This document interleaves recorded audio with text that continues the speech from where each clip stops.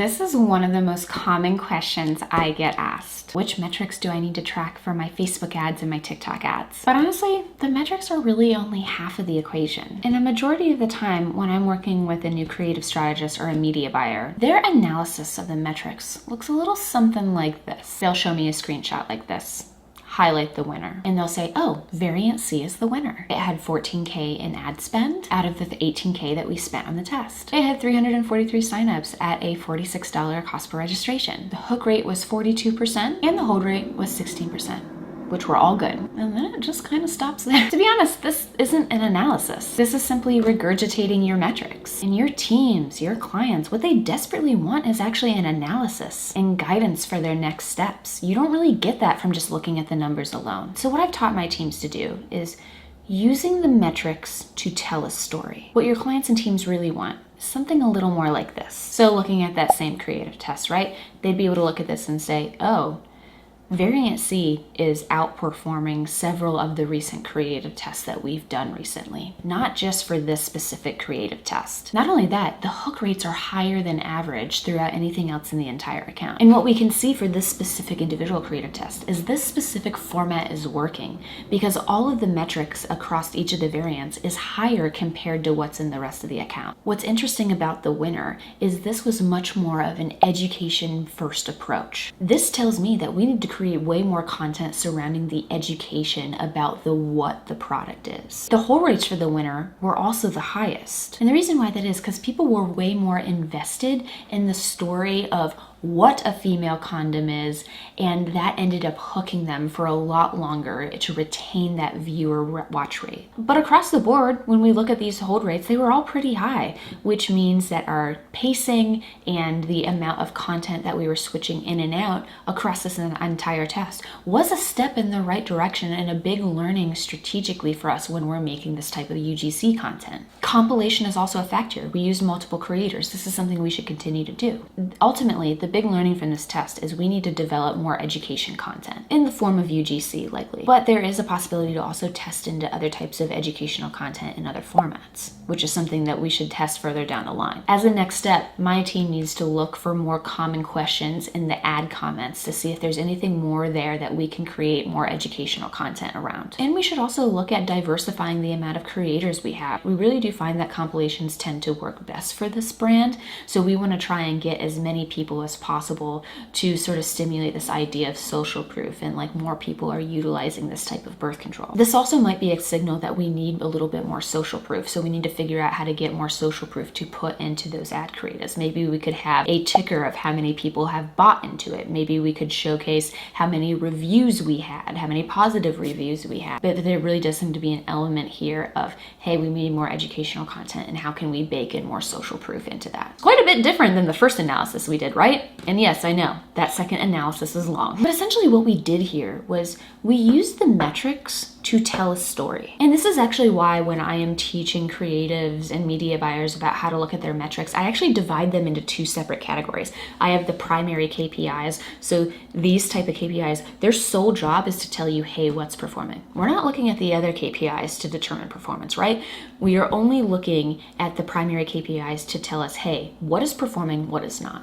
Now, the secondary KPIs, or what I like to tell storytelling KPIs, those help illuminate the larger story of why something could be performing or why not. You've definitely heard me mention a lot of these metrics before going through this course. But let me hop inside of an ad account and show you what this looks like. Okay, so we have the campaign, delivery, bid strategy, attribution setting, budget, right? Then really quickly, we want to have amount spent. So you can see right up here, we have amount spent, purchases, cost per purchase. Those are going to be your primary KPIs. Now, when I am looking at top performers in an ad account, I'm generally going to be sorting from highest to lowest on purchasers, but I also want to really quickly analyze the same thing on the amount spent. Now, when I'm looking for top performers, essentially I'm determining what's the top performer by purchases. But the algorithm is going to show you its top performer by showing where they're actually pushing the money. So oftentimes these are going to be the same thing, right? But that's why you want to cross-analyze it and make sure that you are actually spending the money on the things that are giving you the most amount of purchases, right? And also cross-analyzing that with that cost per purchase to make sure that it's actually profitable for you. Then I'm going to be looking at reach and impressions just to honestly make sure that we're getting the right amount of reach and impressions every single day. And it's not like I have a certain number. I actually just want to make sure that we're getting delivery, right? The other thing that I want to look at is frequency. Now, frequency is really interesting because this is one of those hidden metrics that I find that a lot of media buyers and creative strategists don't look at. But essentially, like, especially for retargeting, I want to make sure that we're not hitting the same people over and over and over again, right? So if I'm looking over the last 7 days, I want to try and have a frequency of a 4 or less in retargeting. Over the last 30 days, it can be, quite a bit higher than that, maybe up to 8. But if you find that you're getting frequencies of 10, 15, 20, like you are wasting tons of money hitting the same people over and over and over again. And this is also something that I really like to look at as I'm starting to scale really rapidly with brands. I just want to make sure that, as we're pushing money through prospecting, that we're not reaching frequencies of like 2 and 3 over the last 30 days, because this is telling me, hey, we're actually just hitting the same people over and over again. So maybe we need a new creative strategy to start reaching a new set of audiences, or maybe we need to try a little bit more interest targeting or lookalike targeting so that we can actually have that scalability, right? CPM, cost for 1,000 views. Really, your CPM is going to be much more indicative of how much it costs to advertise in your industry. But you want to cross-analyze that with a tool like Varos, right? So that you can make sure, hey, are we at or below the industry standard? And then I like looking at cost per reach as well, which is just really the inversion of the frequency metric and CPM. Then we have hook rate, which I've talked a lot about, hold rate, average video play time, click-through rate. Hook, hold, and watch time. What am I really looking at here? So your video hook rate is going to be your 3-second video views divided by impressions. And really, all that this metric is telling us is how good are you at attracting attention? As a baseline, I really want to see a minimum of a 20% hook rate. And I consider a good hook rate to be 40 or higher. For your video hold, that's going to be your through plays divided by impression. So really what this is showing you is, hey, how good are you actually at keeping and maintaining that attention? And I know I've explained to you what a through play is in previous lessons. To repeat it here, really that through play is going to be triggered when someone watches up to 15 seconds of your video, or if you have a video creative that is under 50 seconds, like a 3-second video or a 7-second video, that through play will be triggered then when they complete the video. I like cross-analyzing hold rate with average video watch time, because if you have a really long video, right, that average video watch time is going to be inflated to look higher just by the nature of you having a longer video, because some people are going to watch all of it, some aren't. So I like to get a little bit more of a holistic view by being able to see, okay, what's our hold rate? How many people are actually watching up to 15 seconds? And then cross-analyzing that with the average video watch time. When thinking about how to tell stories with these metrics, right? Really what I'm going to be doing is zooming in on those first 3 seconds and looking at the imagery and the messaging and thinking to myself, okay, what is likely working here? What is it about the imagery? What is it about the messaging that is getting us the current results that we have on the hook rate? And then when you zoom in on the hold rate, what is it about the post-hook messaging and imagery and editing style that is then contributing to this specific number? Essentially, why do you think people are watching? Another thing for you to look at and consider is, hey, where do you think people are dropping off? That's why it's really important for you to look at video drop-off rates, which is a report that you can run in Motion. What is happening at that point where people are swiping away? Or do you think that your pacing isn't fast enough? Do you not have enough jump cuts? Are you not doing a good job at actually retaining people? And another thing to consider there too is like, hey, could you actually agitate the problem more or agitate your user more to get them more emotionally invested in your video? That's also something to consider. And the next thing I want to look at when analyzing individual tests is this thing called breakdown data. Now, I often find that a lot of even expert media buyers don't look at their breakdown data for every single test, which I think is a huge missed opportunity. So I do want to show you where you can find this breakdown data, right? So if you go right here, you can see breakdowns and you can actually do a search by it. Now, the most popular ones here are age, placement, and I also like looking at gender, especially if you have a product that is delivering to both female and male users, but essentially you want to go down to this delivery part and look at age, gender, and then placement. Now, the reason why I like looking at these is because I think that this is going to be able to give you really actionable insights on your users and also who you're delivering to and potentially why. And it's going to help be able to guide you and steer you for what type of ad creative you could be making more iterations of. So let's jump into each of these different breakdowns. Number one, age. Now, another reason why I really like doing this when I'm onboarding a client is because I'll often look at the age breakdown, and sometimes I'll find that, hey, we're actually delivering to a different age range than you really think that your core customer is, which is pretty interesting because that could be an indication that, hey, actually our target demo, especially on Facebook or Meta ads, is a little bit higher or younger than we initially thought. But the most common thing that I see here is, oh, we're delivering to an older or younger demographic, and the creators and talent that we're utilizing in our ads don't actually reflect that. So I often really like to zoom in and see, okay, where are we spending the most and where are we getting the most conversions as it relates to age? And is there anything that we can do to more accurately speak to that age group? Is there, a way that we can utilize talent more to speak to those specific people?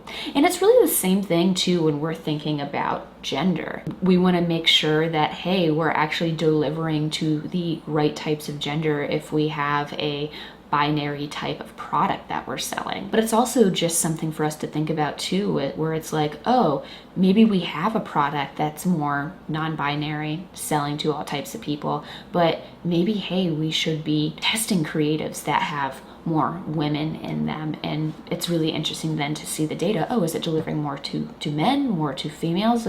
Maybe actually utilizing more women in our ad creative, we can then reach more men, or we can reach more. I often find that these breakdowns kind of allow you to be a little bit more strategic in how you're actually formulating the inner makeup of your ad creative, as long as you're getting that type of information first. And then the last one, of course, is going to be placement.